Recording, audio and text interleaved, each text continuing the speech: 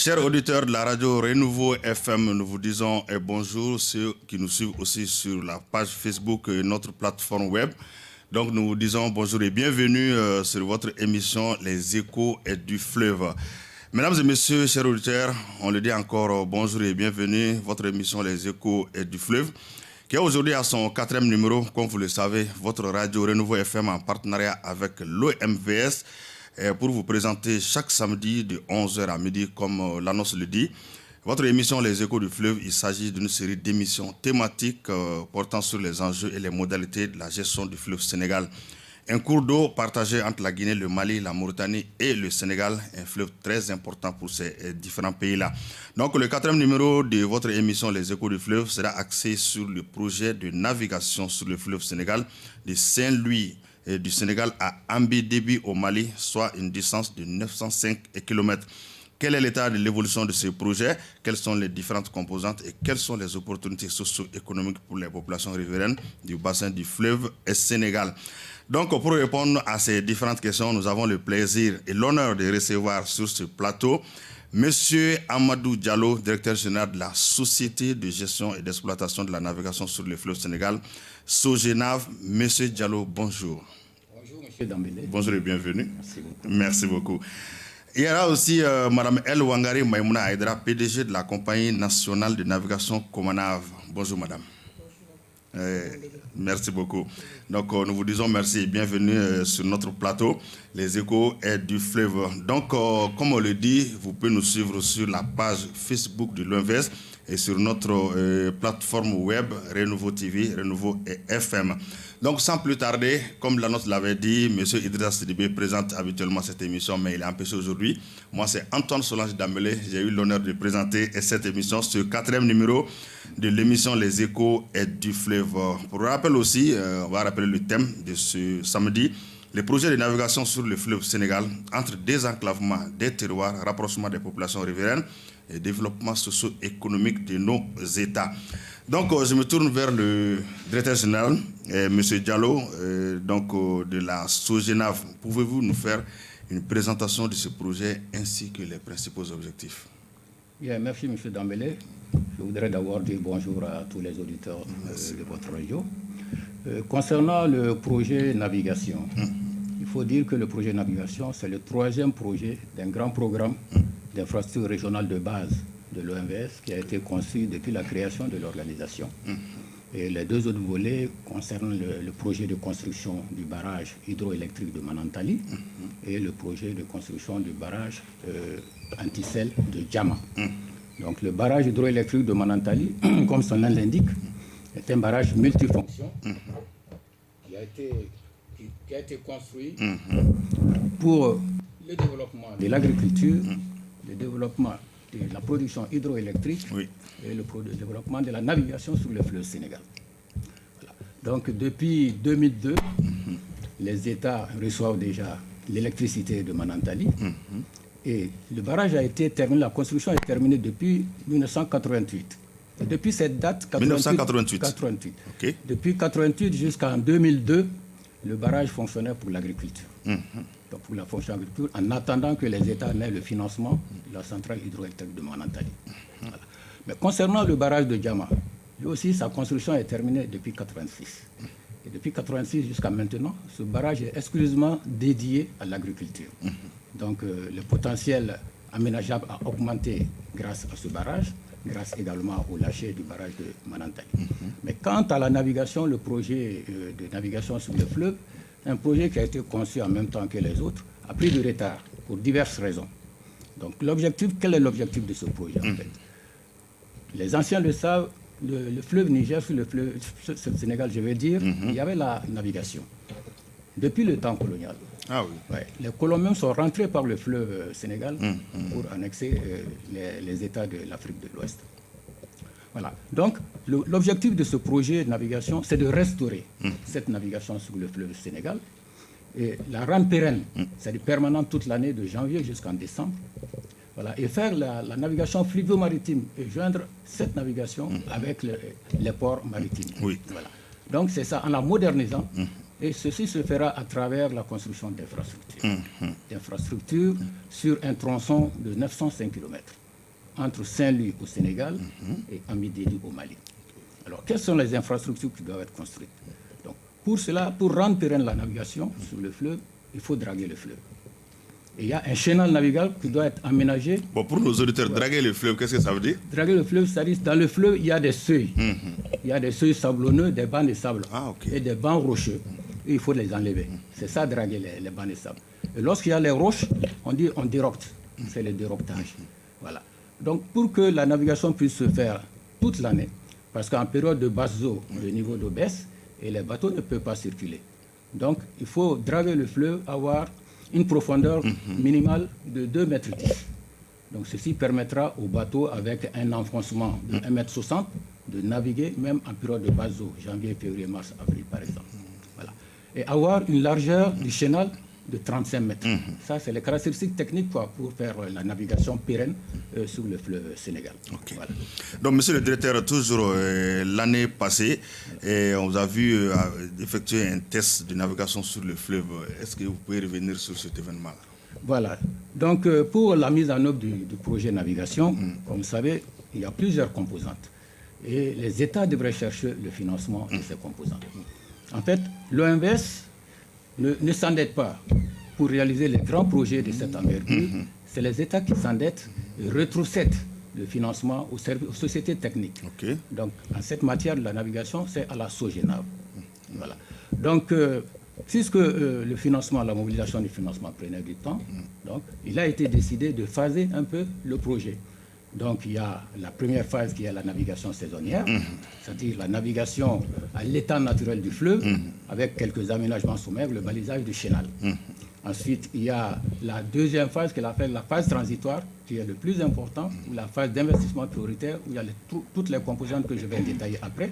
Ensuite, il y a la troisième phase, qui est la phase cible, le transport minéralier. Voilà. Donc maintenant, puisque la première phase, qui est la phase de navigation saisonnière, l'OMVS, particulièrement à la SOGENAV, a réalisé beaucoup d'activités pour que cette phase-là soit opérationnelle. Et exactement, le cadre juridique a été élaboré par la SOGENAV. Il y a un code international de la navigation qui a été élaboré. Le cadre institutionnel également a été mis en place par les États membres de l'OMS. Oui. C'est la SOGENAV qui a été créée. Voilà. Donc, également, la bathymétrie du fleuve a été faite. Et des instruments nautiques ont été élaborés. Qu'est-ce que ça signifie cela? Et c'est la topographie du fleuve qui a été élaborée, mise dans un document qui permet de faire la navigation sécurisée. Donc tous ces outils étant sur place, donc, la SOGENAV a jugé nécessaire d'informer les usagers potentiels du fleuve pour venir commencer à naviguer sur le fleuve. C'est pourquoi, pour faire une démonstration physique, nous avons pris un bateau de 610 tonnes. 610 tonnes de Saint-Louis jusqu'à Amidédi au mois de septembre pour montrer aux usagers, c'est-à-dire c'est les chargeurs, c'est les compagnies de transport, c'est les opérateurs économiques qui peuvent transporter les marchandises sur le fleuve, de voir que la navigation est bien possible sur le fleuve. Le voyage a été effectué sans problème. Le voyage a été effectué sans problème. Et arrivé à Amidédi, le gouverneur a organisé une grande cérémonie et on a lancé officiellement la navigation saisonnière sur le fleuve Sénégal. Ok, merci M. Diallo. Je vais vous revenir bientôt. Madame El Wangari, Madame, vous êtes la PDG de la Comanav. Donc, un tel projet, c'est un projet vraiment colossal. Quelles peuvent être les retombées économiques pour le pays, pour les populations riveraines d'un tel projet? Merci beaucoup de nous avoir donné l'opportunité de parler de navigation. La compagnie malienne de navigation, son objectif principal, c'est le désenclavement intérieur et extérieur par la voie fluviale. Donc, si on parle de voie fluviale, les fleuves qu'on a, c'est les fleuves qui sont à l'international. Le fleuve Sénégal étant un fleuve qui traverse les 4 pays, mais la navigation elle est possible sur les 3 autres pays, le Sénégal, le Mali et la Mauritanie. Donc, pour la compagnie malienne de navigation, c'est un grand projet et c'est une relance parce que l'activité de navigation existait déjà. La compagnie malienne de navigation existait à Caille. On faisait la navigation saisonnière, comme monsieur le directeur vient de le dire.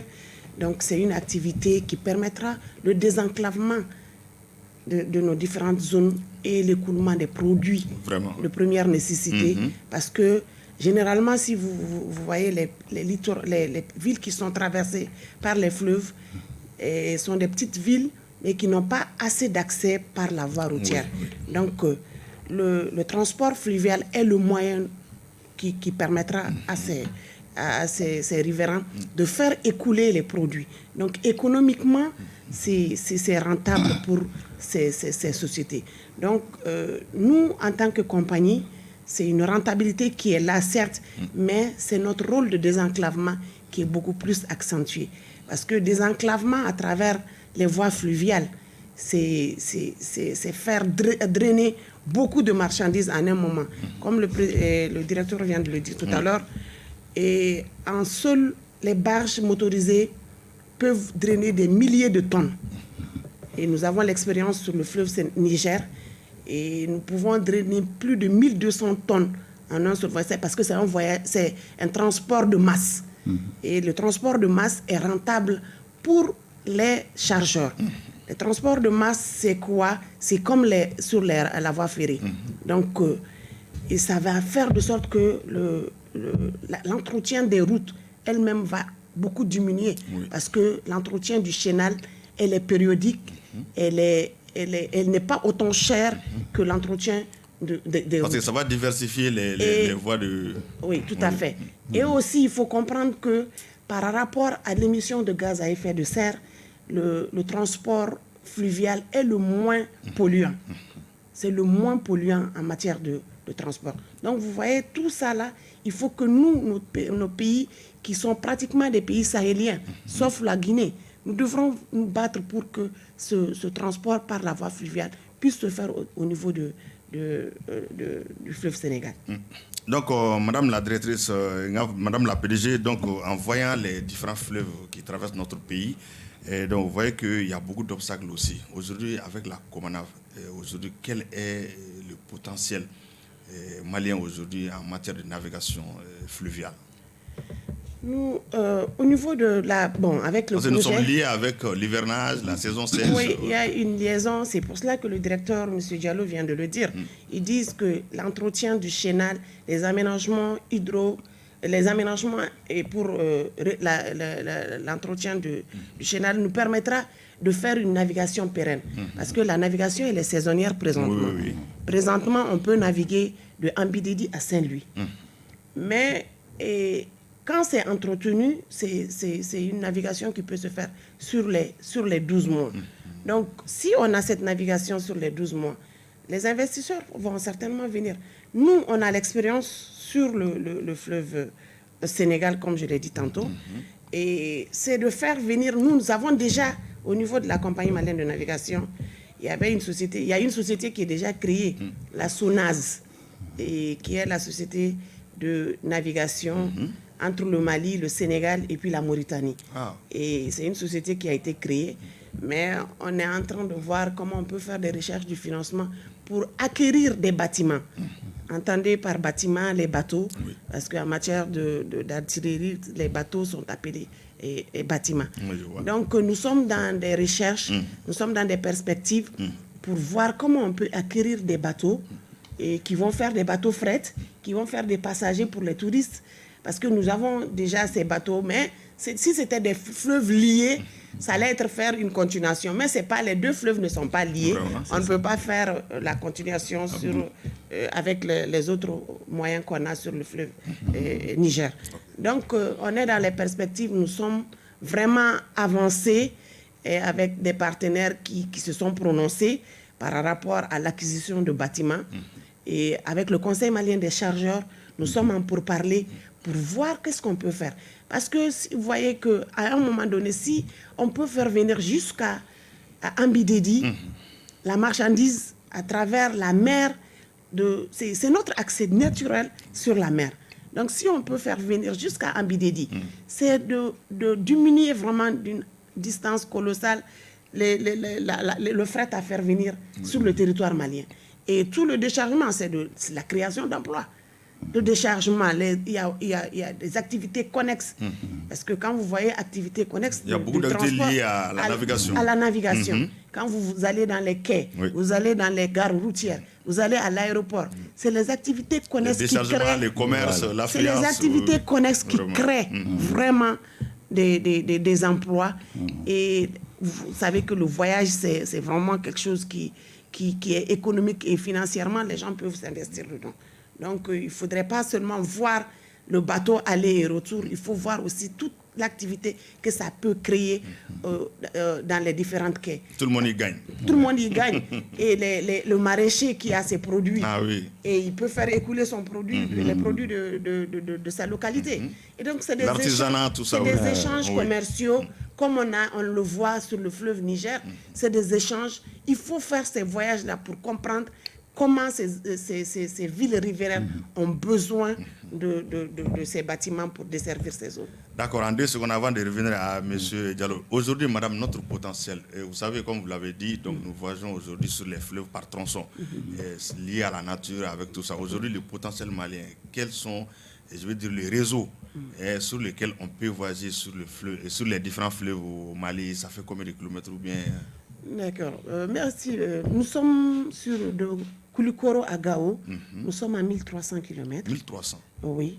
De Bamako à Kankan, elle est navigable, mais elle a les mêmes soucis que la nature, parce que nous sommes liés à ça. On a laissé l'entretien, elle a besoin d'entretien. Sinon, la navigation s'est arrêtée seulement en 2006 par la Comanav aussi, faute de bâtiments.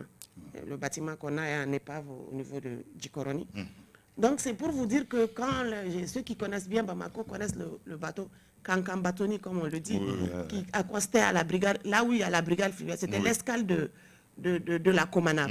Donc, les bateaux accostaient en face de la BCAO. Donc, on a une distance de à peu près 300 km sur Bamako et Kankan, et les 905 km qu'on a sur Ambidedi et Saint-Louis. Okay, merci. On a les voies navigables autres que ça, parce que le fleuve Bani aussi est navigable. Ah oui, c'est ça. Le Bani est navigable, donc sur le... Souvent, on va avec les grandes pirogues. Oui. Donc tout ça, il y a la navigation qui est possible dans toutes ces zones.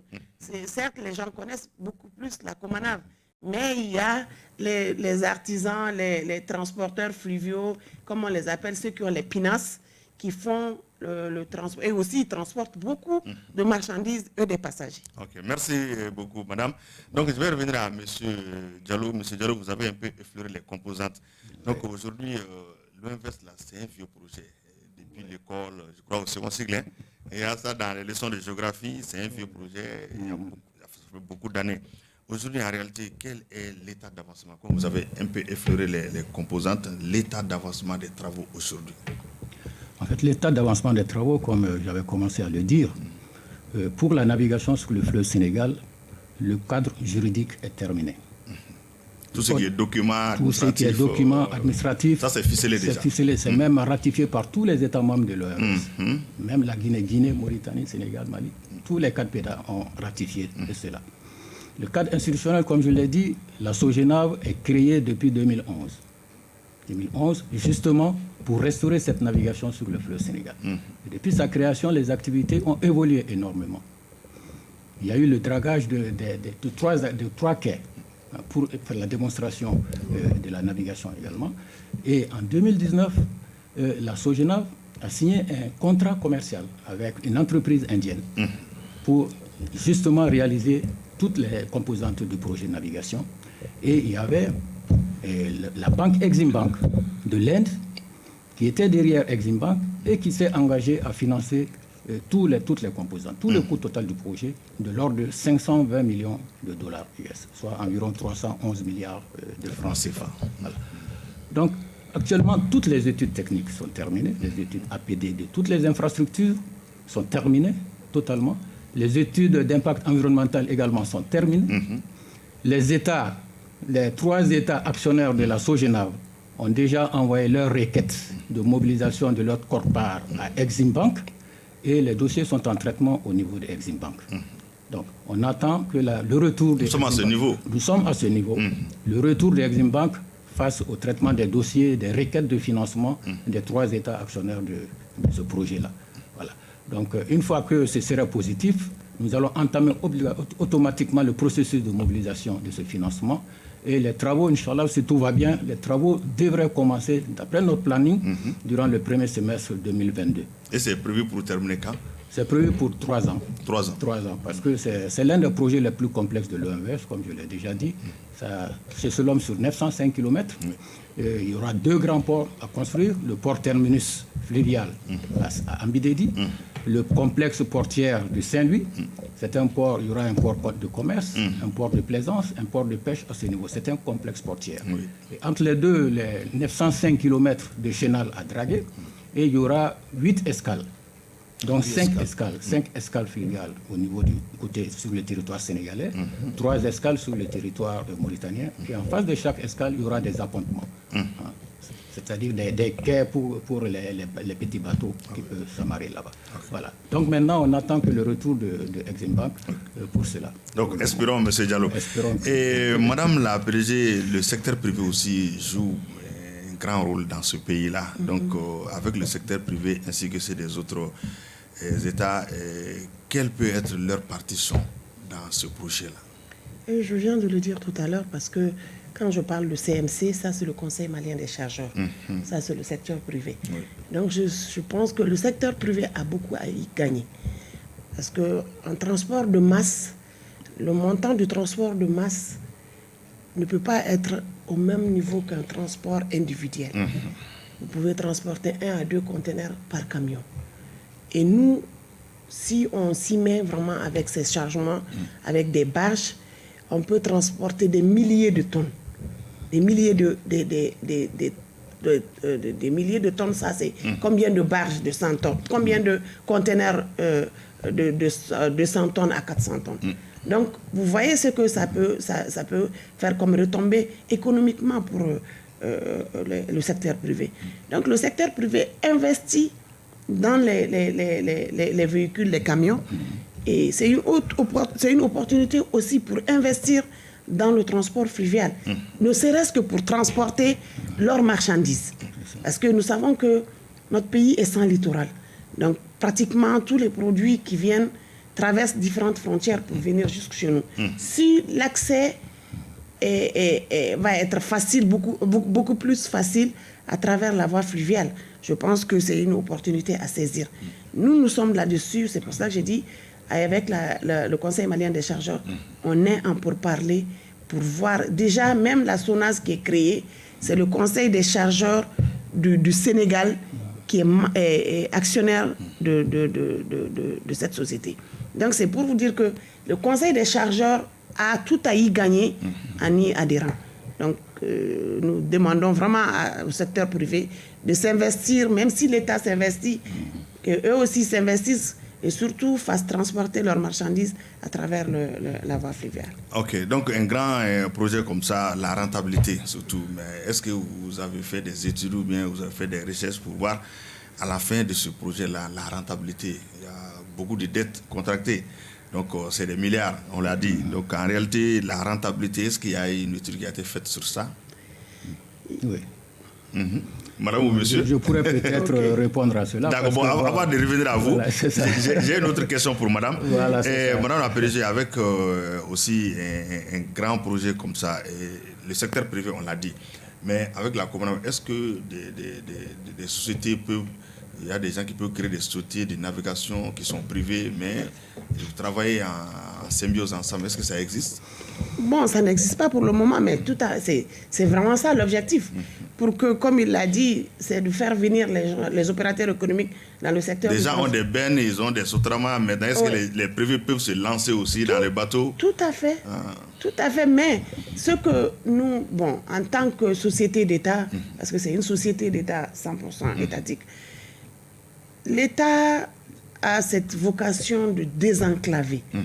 Et c'est pour cela que j'ai dit le désenclavement intérieur et extérieur du pays à travers la voie fluviale. Donc l'État s'investit, mais ça n'empêche pas l'investissement de l'État peut être la batterie de gros bâtiments, parce que le désenclavement par la voie fluviale, c'est comme si les bâtiments qui sont mis à disposition de la Comanaf, c'est la route qu'on a mis à disposition. C'est leur chemin pour faire la navigation. Par contre, et les entreprises privées peuvent y venir parce que peut-être ils peuvent faire des voyages de tourisme, de plaisir, de plaisance. Donc, il faut vraiment que nous, quand même, on est dans ces perspectives, on a un business plan par rapport à tout cela. Pour l'acquisition de bâtiments, on a fait notre business plan et on peut le remettre à qui Les conditions sont-elles faciles? Les conditions, c'est les conditions d'une société. Souvent, les papiers administratifs, très généralement, on dit qu'il y a la lourdeur, il y a beaucoup de choses. Est-ce qu'il y a une facilité, une incitation? Il y a une facilité pour le secteur privé au Mali. On incite très souvent, parce que même récemment, il y a des projets qui sont en cours pour le renouvellement des parcs, le renouvellement. Il y a beaucoup de projets qui sont là pour faire venir les investisseurs maliens plutôt, à investir dans du nouveau, et les conditions de prêt, les conditions... les conditions sont quand même réunies au niveau du ministère des Investissements, au niveau du ministère des Transports, pour que ceux qui veulent venir dans ces activités puissent vraiment y voir beaucoup mieux. Parce que dans d'autres pays, on voit des petits bateaux, beaucoup de sociétés. Voilà, donc, s'il y a une installation déjà, je crois que c'est une bonne chose. Et je crois que nos différentes émissions vont pouvoir encourager les gens à y venir. Merci, madame. Donc, je me tourne vers M. Diallo. Et on parlait de rentabilité. Un grand projet comme ça, la rentabilité. Est-ce qu'il y a une étude là-dessus? Il y a beaucoup d'études. Il y a eu beaucoup d'études sur la rentabilité du projet navigation. Et toutes les études convergent vers une rentabilité positive. Je vais vous donner des chiffres tout à l'heure. En fait, tout juste avant la mise en place de la SOGENAV, il y a une étude organisationnelle qui a été faite. C'était la dernière étude. Et cette étude, c'est basée sur la demande de transport. Le taux de rentabilité interne qui s'est dégagé, c'était de 20%. Et là, il y a deux aspects qu'il faut savoir. Donc, pour le service navigation, il y a le barrage de Manantali qui a été dimensionné pour fournir une quantité d'eau pour la navigation. Donc, dans le coût du barrage de Manantali, il y a le service de la navigation qui est inclus. Dans le barrage de Djama également, il y a l'écluse qui est là. Et la navigation joue sur l'écluse pour équilibrer les niveaux et faire passer les bateaux. Là également, dans le coût du barrage de Djama, le service de la navigation a été pris en compte. Donc, si on tient compte de ces parts de la navigation dans ces deux projets, le taux de rentabilité peut baisser, ça vient à 12%. Et là, les financiers le savent, ça c'est un taux très, très appréciable, c'est vraiment positif. Également, cette étude a montré que la demande de transport est énorme. Ne serait-ce que le transport local, d'Ambidédi jusqu'à Saint-Louis seulement. C'est-à-dire le céréales qui viennent du delta. Il y a environ 370 000 hectares aménageables. Donc, dans ce delta-là, il y a beaucoup d'aménagements hydro-agricoles qui sont là. Donc, du delta jusqu'en amont, jusqu'à Ambidédi, le potentiel, en 2020, normalement, si le projet avait démarré, aurait été de 100 millions de tonnes. Uniquement entre les villes riveraines. 100 millions de tonnes. Voilà. Mais si on devrait faire le fluvio-maritime, c'est-à-dire Ambidédi jusqu'au port de Dakar, Ambidédi jusqu'au port de Nouakchott, et vice-versa.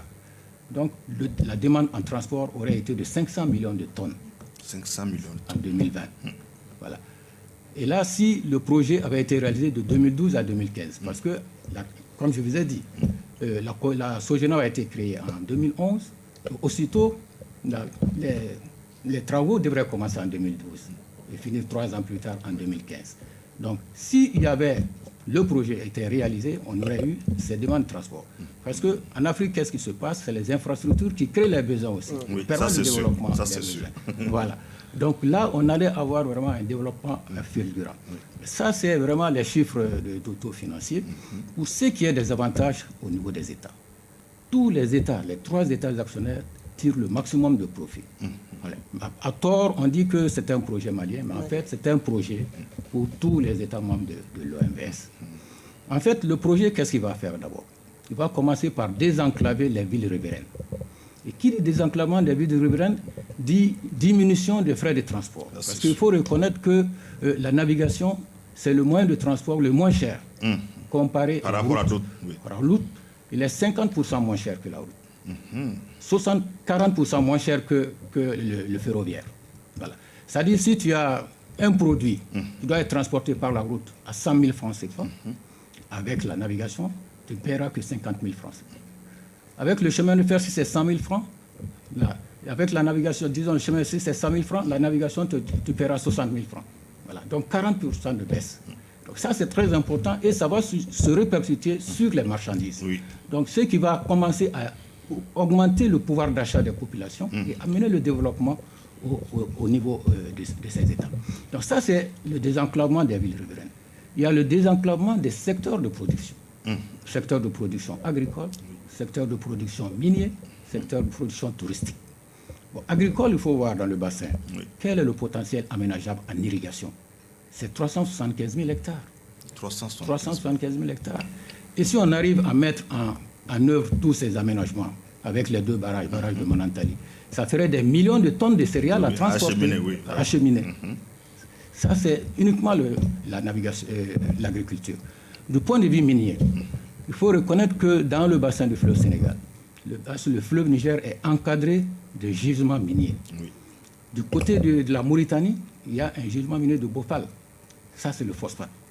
Et le potentiel, c'est de l'ordre de 2 milliards de tonnes. Actuellement, ils ont commencé à exploiter un projet sur 5% seulement de ce potentiel, 100 millions de tonnes. Du côté du Sénégal opposé, à Matam, il y a également du phosphate de 700 millions de tonnes qui peut être exploité. Et comme elle a dit, le transport de masse, c'est où? Ça, c'est la navigation. Et puisque ces mines sont à côté du fleuve, le meilleur moyen de transport, ça ne peut être que le fleuve. Pour acheminer cela. Voilà. Donc, du côté minier, ça, c'est uniquement le phosphate. Le fer, quel est le potentiel de fer dans le bassin? Le fer, c'est dans le bassin de la Falémé, entre le Mali et le Sénégal. Et ça fait, le potentiel fait 1,5 milliard de tonnes à transporter. Et une fois, je me souviens, nous avons été contactés par des privés qui voulaient exploiter ce fer au compte du Sénégal. Ils ont essayé, ils ont fait une étude pour acheminer ça par la route. C'était trop cher. Ils ont fait une étude pour construire un chemin de fer, ça leur revenait encore plus cher. Et ils se sont rabattus sur l'OMS pour essayer de voir comment collaborer et développer rapidement le projet de navigation. Donc c'est pour dire que le potentiel est là. Le potentiel est là. Et ça, c'est uniquement pour les mines également. Le point de vue touristique. Actuellement, il y a un seul bateau qui fait le tourisme, mais qui ne va pas loin. C'est le bateau Bou El Mougdad. Je ne sais pas si vous en avez parlé, vous avez entendu parler de cela. C'est lui qui prend les touristes à Saint-Louis et qui vient jusqu'à Podor. Donc, dans le bassin, il y a des sites touristiques. Il y a 2 parcs, le parc de Djouj au Sénégal, le parc de Djaouling en Mauritanie. Il y a l'île Morphil au Sénégal. Il y a les chutes de Felou, les chutes de Gouina. Il y a le fort de Médine, le fort de Bakel. Tout ça, c'est des potentiels touristiques qui peuvent être développés rapidement lorsque la navigation est mise en route. Voilà. Donc le potentiel est là et la rentabilité est immédiate. Donc l'étude d'organisation de la Sogina, comme je vous l'ai dit, nous a fait savoir qu'au bout de 5 ans, si on arrive à exploiter les gisements miniers, donc lorsque le tonnage transporté atteindra les 5 millions de tonnes, 5 millions à 10 millions de tonnes, la société serait bénéficiaire et commencerait à rembourser les dettes contractées. Voilà. Donc c'est pour dire en 5 ans, 10 ans, pour une société, pour rentabiliser, commencer à payer ses dettes, ça c'est exceptionnel. Vraiment. Voilà. Merci, monsieur Diallo. Et madame la PDG, il y a aussi le système intégré de transport multimodal. Donc, vous allez nous édifier sur ça, CITRAM. Et qu'est-ce que c'est? En fait, la multimodalité du transport, c'est l'utilisation de 2 modes de transport. Généralement du routier au fluvial ou du routier au ferroviaire. Donc, on parle de multimodal à ce niveau. Donc, nous, quand on parle de multimodal, c'est vraiment de faire venir les transporteurs qui sont sur la route, de leur faire venir sur le fleuve. Et après, la continuation va se faire avec les autres moyens de transport. Ça va amoindrir les coûts de transport. Donc c'est ça le CITRAM. Voilà, oui, c'est le CITRAM, c'est une structure. C'est un projet de l'OMVS. Voilà, dans CITRAM, vous avez 2 mots-clés. intégré et multimodal. Voilà. Donc c'est un système intégré qui permet d'intégrer la navigation aux autres modes de transport. Il y a plusieurs multimodales. Les autres modes de transport qui sont la route et le ferroviaire. Par exemple, au niveau de toutes les escales, vous savez que quand les marchandises viennent au niveau des escales, la continuation sur le continent, dans les autres villes, il faudrait le faire avec un autre mode de transport. D'accord. Donc, il faudrait construire les routes. Et l'OMS a prévu ces constructions de routes également. D'accord. Et puis, raccordement au chemin de fer, à Abidédi, c'est déjà prévu également. Ok, merci, M. Diallo. Donc, nous, avant d'aller au bulletin hydrologique de la semaine, et en 2 secondes, madame, avec la sécurité, vous savez, la route, il y a beaucoup de problèmes avec le ferroviaire, mais en matière de navigation, est-ce qu'en réalité, la sécurité est garantie? Parce que très souvent, il y a des problèmes. La sécurité, pas une différence, mais entre la route et la navigation sur le fleuve. D'accord. Parce que les gens ont une peur bleue souvent de l'eau. Non. En fait, c'est pour cela que le directeur Diallo l'a dit. Il y a le code de navigation. Il y a des prédispositions qui sont là pour sécuriser les passagers et sécuriser aussi la marchandise. Donc, on ne peut pas faire de navigation sans sécurité. Nous, au niveau de la Comanave, déjà, et avec les autres bâtiments que nous avons des gilets à bord du bateau, nous avons la marchandise transportée qui est assurée. Et donc, je pense que les surestariques dont les gens ont peur existent dans tous les domaines de transport. C'est vrai. Mais pour vous dire que pour vous rassurer, c'est le moyen le plus sûr quand même pour un transport de masse. Parce que si vous voyez à l'international, le transport maritime, la marchandise transportée par des milliers et des millions de containers, surtout avec la containerisation. Donc il y a des millions de tonnes qui sont drainées et par la grâce de Dieu, il y a beaucoup moins de problèmes. Ouais. Ah, d'accord. C'est moins de problèmes que sur la route. Ah, ok. Donc, nous, les Bamana, nous avons tellement peur de l'eau, donc ça nous rassure. D'accord. Merci, M. Diallo. Merci. Donc, nous allons à notre bulletin hydrologique de la semaine. Nous allons du côté de la technique. Donc, pour voir le bulletin hydrologique de cette semaine. Bienvenue au bulletin d'information hydrologique de l'OMVS, Organisation pour la mise en valeur du fleuve Sénégal. La situation hydrologique au 2 septembre 2021 au niveau des principales stations du bassin du fleuve Sénégal se présente comme suit. Pour les stations sur l'affluent principal, à Sokotoro, sur le Bafing en Guinée, le niveau de l'eau est à la cote 2,77 m à l'échelle. La tendance est à la baisse. À Balabori, sur le Bafing en Guinée, le niveau de l'eau est à la cote 5,76 m à l'échelle. La tendance est à la hausse. À Manantali, en amont du barrage au Mali, le niveau de l'eau dans la retenue est à la cote 199,85 m IGN. La tendance est à la hausse. Pour ce qui est des stations sur le fleuve Sénégal, à Caille, le niveau de l'eau est à la cote 4,70 m à l'échelle. La tendance est à la baisse. À Bakel, le niveau de l'eau est à la cote 7,46 m à l'échelle. La tendance est à la baisse. À Matam, le niveau de l'eau est à la cote 6,90 m à l'échelle. La tendance est à la baisse. À Podor, le niveau de l'eau est à la cote 4,07 m à l'échelle. La tendance est à la hausse. À Richard Toll et Rosso Mauritanie, le niveau de l'eau est à la cote 2,98 m à l'échelle. Le niveau est stable. À Diamant, en amont du barrage, le niveau de l'eau dans la retenue est à la cote 2,15 m IGN. Le niveau est stable.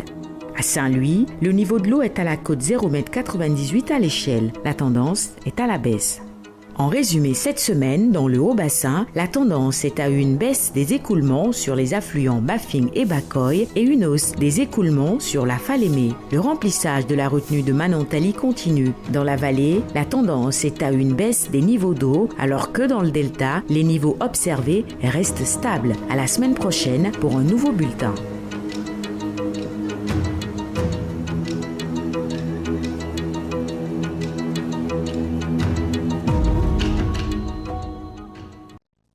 Merci bien. Donc, pour ce bulletin hydrologique de la semaine, je pense que les uns et les autres ont été édifiés.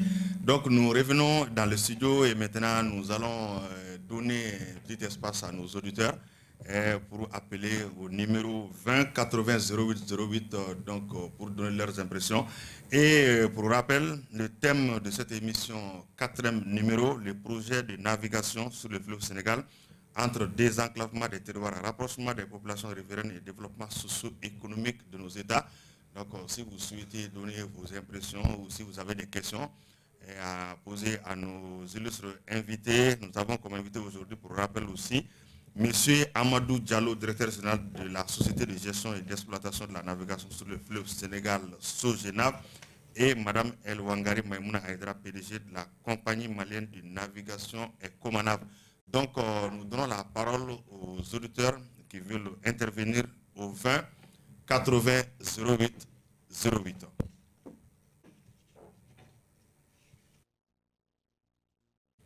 D'accord, s'il n'y a pas d'auditeurs en ligne, nous allons essayer d'aller avec quelques questions encore. Monsieur Diallo, avec un tel projet, vraiment pour les 4 pays que nous avons cités, le Mali, le Sénégal, la Mauritanie et la Guinée. Donc, très souvent, les quotes-parts, si je peux m'exprimer ainsi, tu vas trouver qu'il y a un grand projet au Mali, mais est-ce que ce grand projet-là, la Guinée bénéficie ça à hauteur? Donc, il peut y avoir un projet en Mauritanie, est-ce que le Mali a gagné dans ça? Donc, comment se fait la répartition ou bien comment se fait la balance? C'est une question très très importante parce que l'organisation pour la mise en Donc, je crois qu'on a un auditeur. Allô? Allô, bonjour monsieur. Allô? Allô, bonjour. Oui, bonjour, ça va? Ça va, merci. Votre nom, s'il vous plaît? Moi, je voulais poser Monsieur Konaté. Non, monsieur Konaté, oui, allez-y avec la question. Oui, moi, je voulais demander le projet donc, concernant le fleuve Sénégal. À un moment, les autorités cliennes n'avaient pas adhéré totalement donc, à ce projet OMVS. Ils se sont retirés. Bon, à l'état actuel donc, des choses, je ne sais pas ce qu'ils ont décidé donc, pour vraiment l'aménagement de ce fleuve-là. Donc, il s'agit tout simplement donc, des autorités guinéennes, quoi. Comme ils sont à la source, qui parlent d'aménagement d'un cours d'eau, ça part de la source jusqu'à l'embouchure. Et si ces gens-là n'adhèrent pas au projet, est-ce que ça pourra aboutir? Ok. Bonne journée. Merci, monsieur Konaté. On a noté votre question. Donc, nous avons un autre auditeur en ligne. Madame la technicienne. Ok. Donc, monsieur Diallo, avant de l'autre question, si on peut répondre à cette auditeur. Oui, on peut répondre rapidement. En fait, à l'OMVS, tous les États, les projets sont ouverts à tous les États. Donc, ça me permettra de répondre en même temps à votre question. Oui. Voilà. Donc, tous les ouvrages à l'OMVS sont des ouvrages communs qui appartiennent en même temps à tous les États membres de l'OMVS. C'est pourquoi, lorsque un projet est initié, chaque État voit les intérêts qu'il peut tirer de ce projet. Il y a un modèle mathématique qui est là. Et à partir de ce modèle, on évalue les bénéfices que chaque État tire d'un projet. Et en fonction de ces bénéfices, on calcule les charges que chaque État doit payer pour ce projet. C'est pourquoi pour la navigation, vous allez voir que le Sénégal va payer plus que le Mali. Or, tout le monde dit que c'est le Mali, le projet est pour le Mali. Cela est dû à une chose. Parce que quand on établissait la clé de répartition des coûts et charges pour la navigation, l'électricité et l'irrigation, c'était 3 ouvrages, comme vous avez dit au départ, le barrage de Manantali, la construction du barrage de Manantali, le barrage de Diama et la navigation. Donc pour le barrage de Manantali, c'est l'irrigation et l'électricité. Donc pour l'irrigation, c'est le Sénégal qui profite le maximum. Parce que sur son territoire, il a environ 240 000 hectares qui pourraient être irrigués par les eaux de Manantali, les eaux lâchées par Manantali. Donc le Sénégal, bénéficiant plus, doit payer plus. Après, pour l'irrigation, c'est la Mauritanie. La Mauritanie a sur son territoire 120 000 hectares qui pourraient être aménagés par le barrage de Manantali. Donc la Mauritanie paye en deuxième position plus cher que le Mali, qui n'a que 15 000 hectares à cause de la géomorphologie du fleuve. On n'a que 15 000 hectares facilement irrigables. Donc ça, c'est uniquement pour l'irrigation. Pour l'électricité, donc au départ, c'était 2 États qui s'étaient engagés à financer l'électricité de la centrale, le Mali et le Sénégal. La Mauritanie avait d'autres sources de production. Après, la Mauritanie est revenue, c'était les 3 États qui devraient financer la centrale hydroélectrique. Donc, on a estimé que le Mali tirait le maximum de profit, parce que le Mali n'est pas un pays côtier pour avoir des produits fossiles, le pétrole à bas coût. Donc, le Mali devait bénéficier de 52% du coût du projet. Donc, 52% du quota de l'énergie. Voilà. Donc, le Sénégal devrait avoir 33% du quota et la Mauritanie 15%. Donc, bénéficiant plus, le Mali paye plus pour l'énergie de Manantali. Dans le coût il y a un mode de calcul pour ça. Voilà, un mode de calcul. Donc, dans le coût du barrage de Manantali, le Mali doit payer plus en tenant compte de la clé sectorielle de l'énergie. Vient après le Sénégal et la Mauritanie. Bon, pour la navigation, on a dit que c'est le Mali qui paye plus. Parce qu'on dit que le Mali n'a pas de littoral. Donc, le Mali va bénéficier beaucoup plus, donc il y a plus. C'est pourquoi, si vous voyez le schéma de la structure de calcul, le Mali paye environ 79% du coût des services de la navigation. Voilà, et les autres pays se partagent le reste. Voilà, donc en intégrant ces 3 services, les charges et les bénéfices de ces 3 services dans un modèle, donc on sort une clé de répartition globale. Et cette clé de répartition est valable depuis 1986. 86. Ouais, qu'on cherche à moderniser maintenant. C'est à partir de cette clé qu'on a construit et le barrage de Manantali et le barrage de Diama, et on va construire les infrastructures de la navigation. Dans cette clé, le Sénégal a 42,1% du coût, il doit payer le coût. C'est pourquoi pour la navigation, le Sénégal paye plus. Donc dans cette clé, le Mali doit payer 35,3% du coût du projet. Et la Mauritanie, 22,6%. Donc c'est tellement bien organisé que les États se sont accommodés et c'est leur consensus qui ont permis de faire cela. Voilà. Donc si on gagne plus pour un projet, on paye plus. Voilà. Pour revenir à la question de l'auditeur, qui dit que si la Guinée ne fait pas partie, qu'est-ce que ça va se faire? Bon, si la Guinée fait partie, ça va marcher. Parce que quand on crée la SOGENAV en 2011, la Guinée était déjà membre de l'organisation. Parce que bien sûr, les 3 États ont créé l'organisation Mali, Mauritanie, Sénégal en 1972. La Guinée ne faisait pas partie. Mais ensuite, la Guinée a intégré les autres en 2006. Et en 2011, la SOGENAV a été créée. Et la Guinée fait partie des créateurs de la SOGENAV. La Guinée a fait savoir qu'ils ne sont pas encore prêts pour adhérer à ce projet de navigation. Voilà, parce que pour le moment, toutes les conditions ne sont pas réunies pour que les bateaux arrivent jusqu'en Guinée. Parce que comme je vous ai dit, il y a trop de seuils. À partir de Caille déjà, entre Amidéri et Caille, il y a des seuils. Il y a un seuil rocheux. C'est pourquoi même, pour ceux que les anciens le savent, les bateaux, dans le projet initial, le port terminus fluvial était à Caille. Voilà. Mais les bailleurs de fonds ne nous ont pas suivis, n'ont pas suivi l'OMS parce qu'ils disent que pour déroquer le tronçon entre Caille et Amidéri, qui ne fait que 43 km, on va dépenser plus de 40% du coût de projet à l'époque. Voilà, donc l'OMS a cherché... Pour enlever les roches seulement. Pour enlever les roches seulement. L'OMS a cherché les financements partout et les États même n'étaient pas d'accord pour cela parce qu'il fallait que le projet initial soit exécuté. Voilà. Donc on a tergiversé pendant 20 ans, de 112 jusqu'en 92. C'est pourquoi le phasage a été adopté. Et on a décidé de déplacer le port d'Ikaï à Amidéri, pour avoir vraiment le financement au niveau des bailleurs de fonds. Donc les seuils, après Caille, qu'est-ce qu'il y a? Il y a les chutes de Felou. Les chutes de Felou ne sont pas navigables.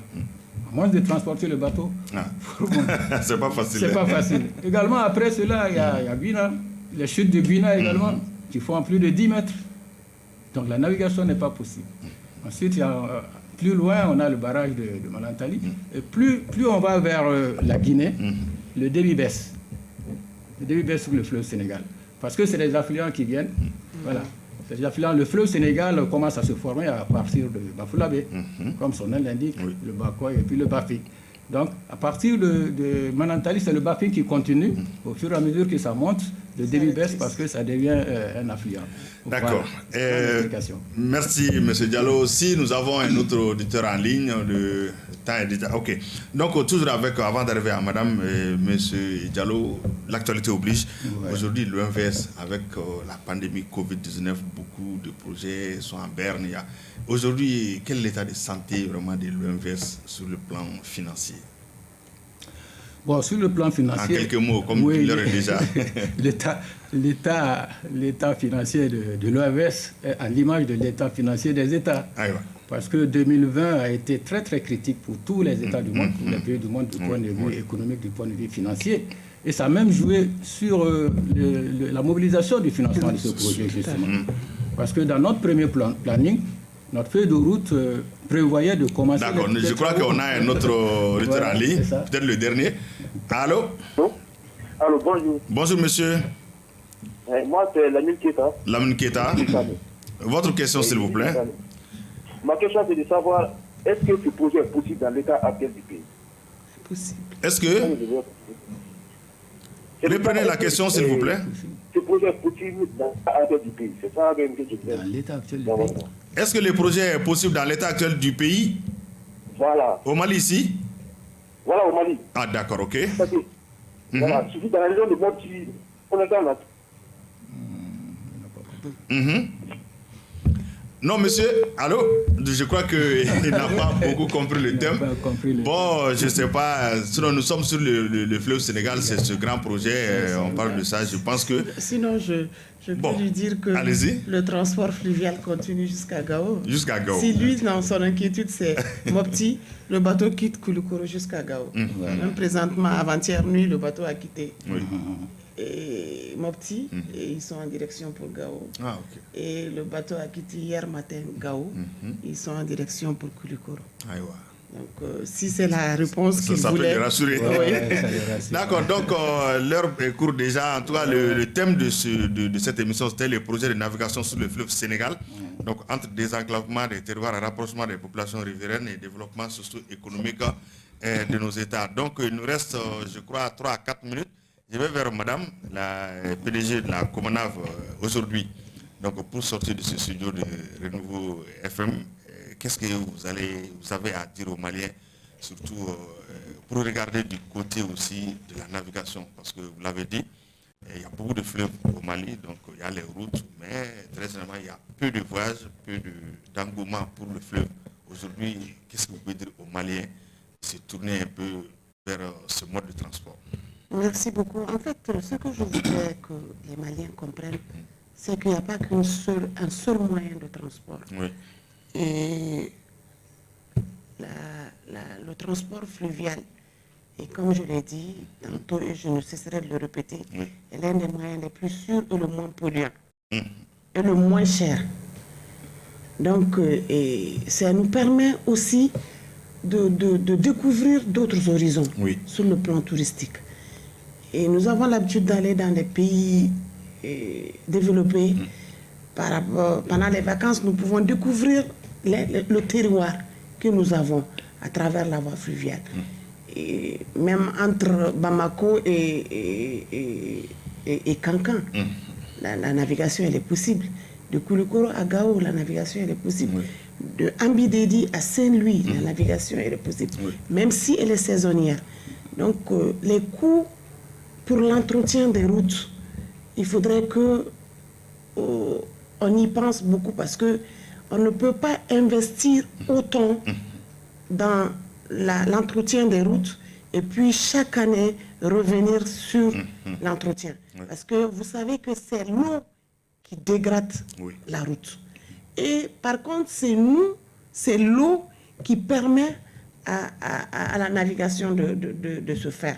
Donc, si toutefois on est beaucoup plus axé à la navigation, je pense qu'il y aura beaucoup moins de dégâts sur nos routes.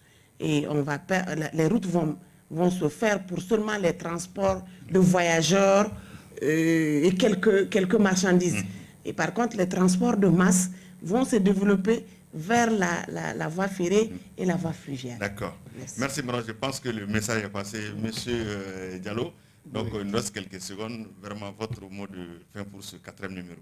Oui, moi, je voulais... Juste quelques secondes. La technicienne me signale. Rapidement, je voudrais informer les usagers du fleuve, oui. les chargeurs, les transporteurs, les affaires, les hommes d'affaires, de venir commencer à naviguer sur le fleuve dès maintenant. D'accord. La navigation saisonnière est possible, comme sur le fleuve Niger. Oui. Et même les miniers de venir en partenariat avec la Sogenav pour essayer de mettre en œuvre le transport minéralier rapidement. Je pense que l'appel est entendu. Donc, mesdames et messieurs, nos chers auditeurs sur Renouveau FM, nos radios partenaires et sur plateforme web Renouveau TV, Renouveau FM et page Facebook OMVS. Donc, merci beaucoup. Merci, Madame la PDG de la Comanav.